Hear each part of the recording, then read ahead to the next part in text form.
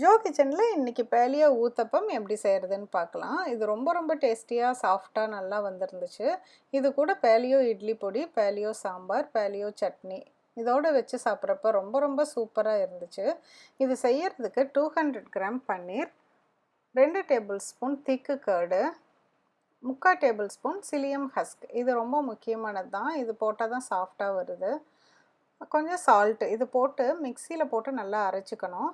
ஒரு 2-3 மினிட்ஸ்லேயே நல்லா இப்படி வந்து உளுந்து மாவு நம்ம வடைக்கு அடைக்கிற மாதிரி நல்ல திக்காக வந்துடுது. இப்போ ஒரு தோசைக்கல்ல மீடியம் ஃப்ளேமில் சூடானதுக்கப்புறம் 3 டேபிள் ஸ்பூன் வந்து போட்டுக்கலாம். அப்போ தான் அந்த சைஸு கரெக்டாக வந்து இருந்துச்சு. இப்போ 3 டேபிள் ஸ்பூன் போட்டு இப்போ பார்த்தீங்கன்னா அதே வந்து தானாக ஸ்ப்ரெட் ஆகும். சீஸுங்கிறனால அது தானாக ஸ்ப்ரெட் ஆகும். நல்லா வந்து தெரியும்.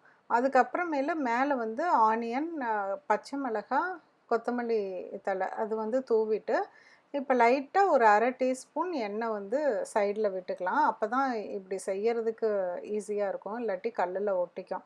இப்போ எதுக்காக இப்படி செய்யணும் அப்படின்னா, இப்போ செய்கிறப்ப பார்த்தீங்கன்னா நல்லா அந்த சைஸ் வந்து அந்த கல்லுக்கோட சைஸுக்கு வந்து வச்சு பார்க்குறப்ப அந்த ஊத்தப்பத்தோட சைஸ் நல்லா வந்து சின்னதாக இருக்கும். அது வெந்துகிட்டு இருக்கிறப்பயே நம்ம வந்து இப்படி செஞ்சுக்கலாம். இது எதுக்காக அப்படின்னு சொல்லி சொன்னால், ஊத்தப்பம் வந்து கொஞ்சம் திக்காக இருந்தால் தான் நல்லா சாஃப்டாக இருக்கும். இல்லாட்டி வந்து சன்னமான ஒரு தோசை மாதிரி ஆயிரும். அதனால தான் வந்து இப்படி செய்யறதுக்காக சொல்கிறேன். இப்போ வந்து நல்லா வெந்துருச்சு. ஒரு 1 மினிட்டுக்கு மேலேயே ஆச்சு. இப்போ வந்து இதை திருப்பி போட்டுடலாம். இப்போ நான் சைடில் காமிக்கிறேன். அப்போ தான் உங்களுக்கு வந்து தெரியும். இப்போ பார்த்தீங்கன்னா லைட்டாக ஒரு 1/4 இன்ச்சு திக்னஸில் இருக்குது. அதுதான் ஊத்தப்பம் சைஸில் இருக்கும். அப்படி இல்லைன்னா ரொம்ப சன்னமான ஒரு தோசை மாதிரி ஆயிரும்.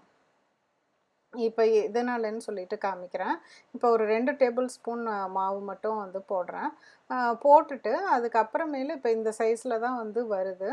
இப்போ இதுலேயும் அதே மாதிரி நம்ம இது கொஞ்சம் எண்ணெய் ஓரத்தில் விட்டுட்டு மேலால் வந்து வெங்காயம், பச்சை மிளகாய், கொத்தமல்லி எல்லாம் தூவிக்கலாம்.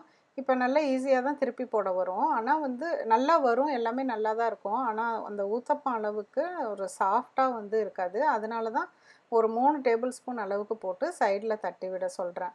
அப்போ இதில் வந்து கொஞ்சம் தக்காளி பொடியாக நறுக்கி அதையும் தூவிக்கலாம். கேரட்டை துருவி அதையும் தூவிக்கலாம். நம்மளோட சாய்ஸ் தான் நிறையா. சூப்பராக வந்து இருந்துச்சு. நீங்களும் செஞ்சு பார்த்துட்டு உங்கள் ஃபீட்பேக்கை வந்து சொல்லுங்கள். Please like, share and subscribe my channel. மீண்டும் ஒரு புதிய ரெசிபியோடு உங்களை சீக்கிரம் மீட் பண்ணுறேன். தேங்க்யூ.